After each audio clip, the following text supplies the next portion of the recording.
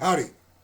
Welcome to U.S. Army Basic Training 1966 Culture Shock Part 3. I'm Grandpa.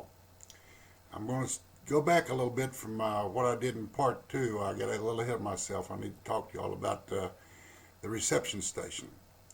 After we took our oaths at Abilene, Texas, myself and a whole bunch of other fellows was shipped down to Fort Polk, Louisiana, to start our time in the Army.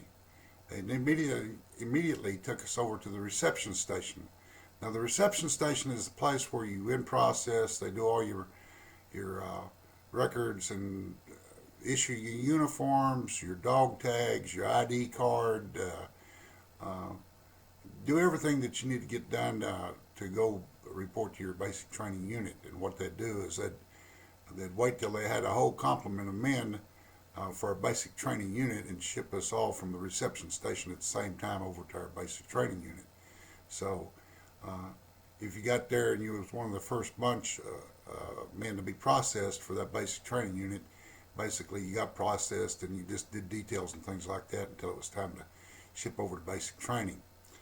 Now, while we were there, we got our shots, we got our uniforms issued, just a myriad of administrative things that we had to have done to start our military time in service. Now, additionally, while we were there, there was NCOs, they call them cadre, who were in charge of us. They weren't drill sergeants. They're just NCOs that were assigned the jobs of moving us from point A to point B and making sure we got everything done. Now, one of the other things they did is they issued us or paid us each what they called a flying 10. It was $10. It was a $10 bill. Now, back in those days, when you got paid in cash. There was no checks or check to bank or any of that kind of junk. You got paid in cash. Now, when they issued us our $10, our flying 10, we were also given instructions or a list of items that we would need, toilet items, for our time in basic training, and told that we had to go buy these things at the PX there at the reception station to take with us over to our basic training unit. We better have the items that were on the list. They additionally told us that if we smoked, we better get our cigarettes then and there and take them with us, because once we arrived at basic training, there wouldn't be any going anywhere to buy any toilet articles or buy cigarettes or any of that other stuff. What we took with us is what we had. They took away our civilian clothes and had us box them up and send them back home. Now, I was lucky. All I had with me was the clothes that were on my back. Now, some of them other fellas, I don't know if they thought they was going for a vacation or what. They had luggage, and they were really treated like they were real idiots for bringing that stuff. However, they made it clear to us that the only thing we were going to have while we were there was going to be military issue clothing, underwear, everything was military issue. Now, they gave us a duffel bag, and when they issued our uniforms, which we were real proud to get, matter of fact, we were all looking forward to getting them uniforms because that meant we were soldiers once we was in that uniform. But it didn't take me long to figure out we weren't nothing but trainees until we got to our permanent party units and actually were doing our soldier jobs.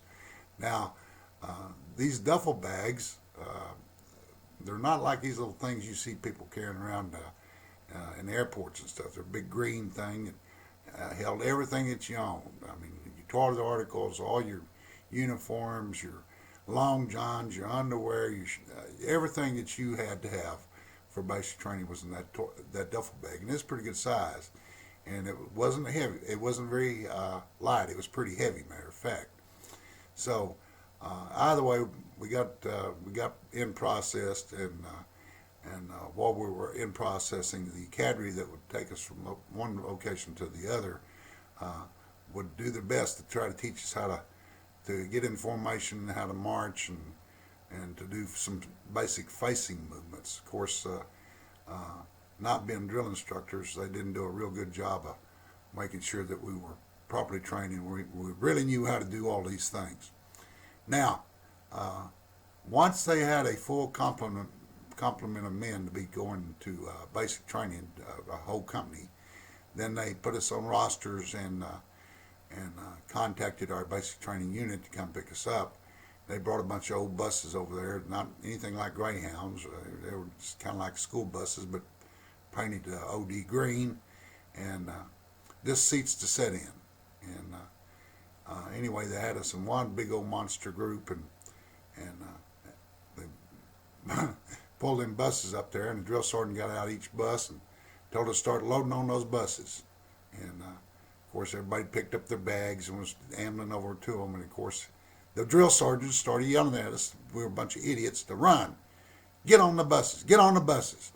So that became a real circus too, watching a bunch of us try to get on on those buses with them duffel bags, bumping each other and falling down, falling down and stumbling around, dropping our bags, and and all that. But anyway, we finally got on the buses and got seated, and proceeded to leave from the reception station up to North Fort Polk, Louisiana.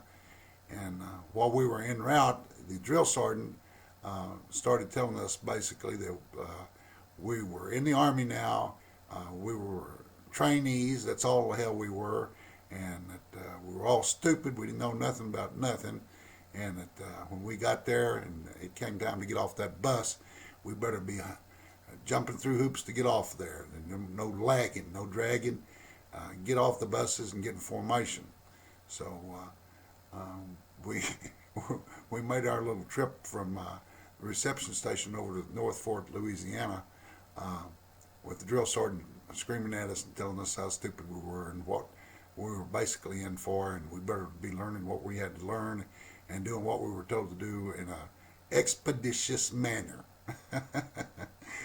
Anyway, the time at the reception station was pretty simple and not too hard. Everybody could get through that pretty easy. My next segment will address when we arrived at our basic training unit, and that's when the real fun started. I guarantee you what, I was wishing that I had not opted to join the Army at that time. But I knew I had a commitment and I had to fill it, and I went and did my job. Thanks for listening. I hope you liked this little segment, and you'll pass it to your friends. If you liked it, please give me a thumbs up. Come back and watch the next segment, and that's when you'll really probably start getting some laughs out of some of the stupid stuff that we went through in basic training in 1966.